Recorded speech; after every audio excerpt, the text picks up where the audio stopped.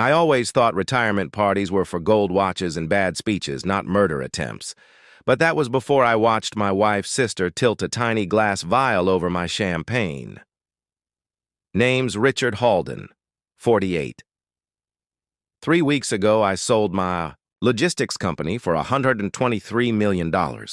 After taxes, fees, and hand-holding bankers, the personal haul was $23 million. Enough to make me interesting to people who suddenly remembered my birthday. My wife, Lydia, insisted we do a thing at the house. 30 guests, catered, string lights, a bartender in white. She delegated the details to her little sister, Clara. If you don't know a Clara, count your blessings. Designer knockoffs, zero income, permanent emergency. She calls it manifesting. Her boyfriend, Evan, calls it, babe, my bookie's on me. I call it, the people who've cost me about $150,000 over 5 years in temporary loans. The night of the party, the house buzzed like a wasp nest. Old business associates leaned on my mantle, saying things like strategic liquidity event, while mentally tallying what they could still extract. The mayor's aide squinted at me like he was trying to recognize me from LinkedIn. I smiled, shook hands, and watched my accountant describe municipal bonds to a potted fern. And then, peripheral vision. Clara at the bar. Careful, calm, the way you move when you've practiced. A tiny vial appeared in her hand, no bigger than a thumb. She checked the room, turned her wrist, and plip, plip, plip, let something clear disappear into my champagne. My champagne, the one on the napkin stamped, "Congratulations, Richard," in gold foil. A lifetime of boardrooms and sharks kept me still. No dramatic lunge, no shouted accusation. I took the glass when she presented it like a bridesmaid's. Bouquet nodded, set it down, and slid it next to Evan, who'd been hovering nearby with the impulse control of a toddler in a candy aisle. 5 minutes. Maybe less. He grabbed it in that casual, I deserve nice things way and tossed it back. Confusion, blink, clutch, collapse. He buckled like a bridge in an earthquake, arms jerking, legs folding, foam blooming at his lips onto my Persian rug. People screamed. Glasses shattered. Somewhere in the chaos, a neighbor yelled, "Call 911!" And Clara, remarkable actress that she is, clutched her pearls and wailed, "Oh my God, Evan!" I didn't move. Because the thing nobody in that swirling panic knew was this: that poison was meant for me. The red flags had been marching for months. Lydia's "we should let Clara plan it" speech over coffee, delivered with the soft, wide-eyed tone spouses use when they've already decided. Clara's sudden interest in my estate plan, an inflated guest list that included old rivals, my banker's banker, and a kid from City Hall who couldn't spell logistics. The party was perfect, too perfect, like a showroom you're not supposed to live in. Premium champagne from a woman who usually brings gas station Prosecco. A bartender in a tux for a backyard party. Please. At St. Andrew's ER later, fluorescent, lights hummed like hornets. Evan went one way on a gurney. The rest of us sat in a waiting room that smelled like bleach and fear. An exhausted doctor with shoe creases under his eyes said the phrase you never expect to hear outside of a podcast.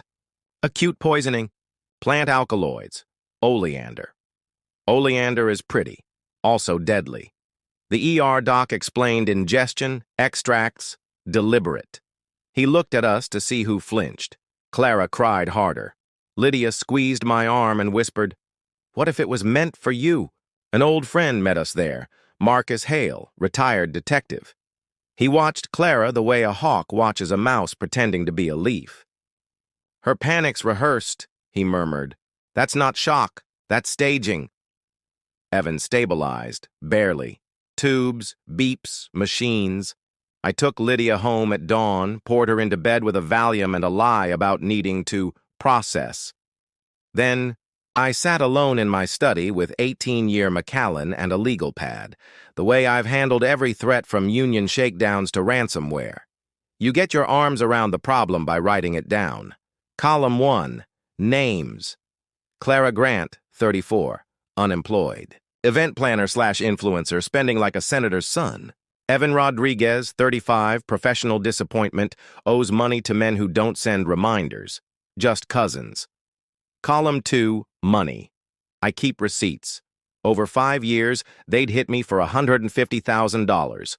Groceries, emergencies, a 15-grand investment that turned out to be a buy-in at a downtown game. Clara's spending had spiked the last 6 months, the exact window I announced the sale. Evan's gambling escalated from betting the game to tables where the house collects debts with pliers. Column 3. Motive. $23 million makes people religious. They start seeing signs that the universe wants them to have what you have. There was one more possibility I scribbled with a circle around it: life insurance. If Clara got a policy on me, this wasn't impulse. It was a plan. So I called 2 people: my attorney, Howard Crane, who bills like a helicopter, but lands where you need him, and a private investigator, Simone Vargo, who once found a CEO's secret condo in Bratislava using a single blurred selfie reflection in a microwave door. Howard listened, hands steepled, the way high-end lawyers audition for judge someday. Criminally, tough without the vial and a witness, he said. But we can fortress your assets.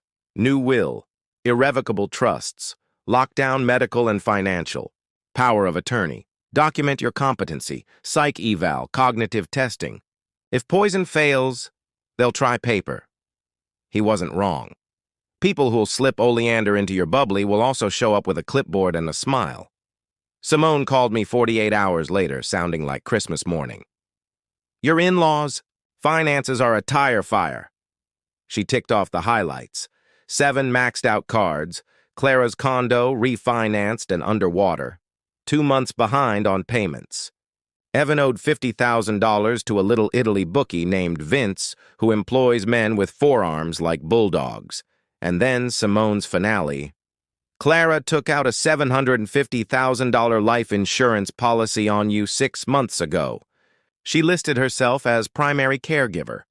Broker paperwork says you wanted it for estate planning. First premium paid with a cash advance from her card. The breath left my chest like a door slamming. It was all there: timeline, motive, method. She'd set the table, then spiked the champagne. You can send that straight to the cops, I told Simone. And to Howard. She already had. They didn't wait long to try phase 2.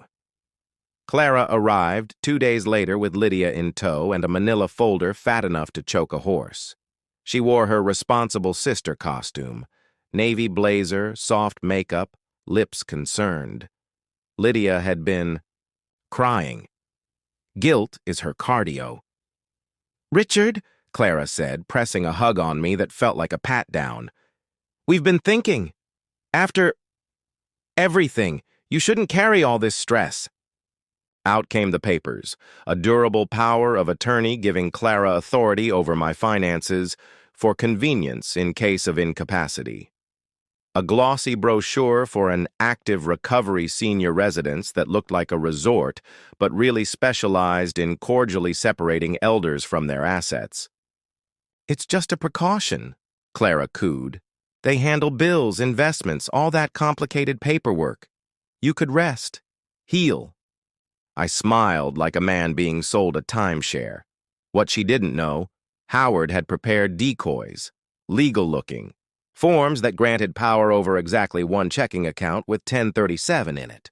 I took the folder, promised to sleep on it, and walked them to the door. Clara squeezed my hands. We just want what's best for you. I bet you do, I thought. It's denominated in commas. 2 mornings later, she came back with Evan. Pallid but upright, eyes jittering between phone and door. I laid the decoys on the coffee table. I appreciate family looking out for me, I said. They leaned in, predatory and eager.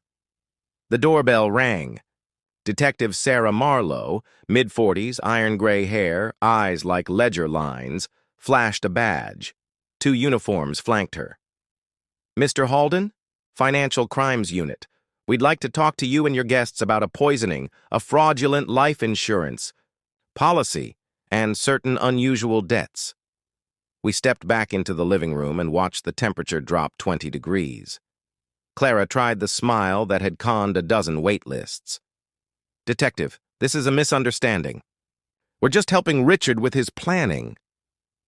Marlowe laid out photographs, bank records, a printout of Clara's policy application, and a toxicology report with one ugly word, oleander.